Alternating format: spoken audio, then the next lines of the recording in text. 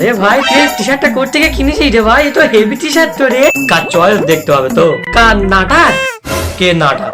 এই বসের চয়েস, বসের। কই একটু দেখি তো আমি গায়ে দিয়ে। হ্যাঁ হে ভাই, মানে পুরো একদম বেকার জামা, পুরো ফালতু জামাটা জানিস ভাই, পুরো বেকার জামাটা একদম। বেকার যখন দিয়ে দে আমাকে।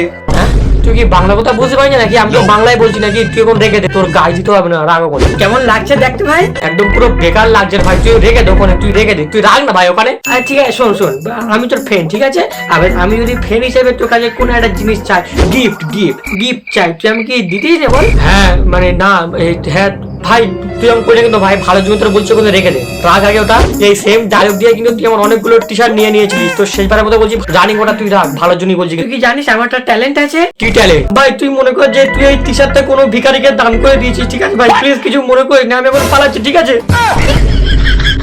তোর মাইকে বলবো আমি আসতে গিয়ে, দাঁড়া।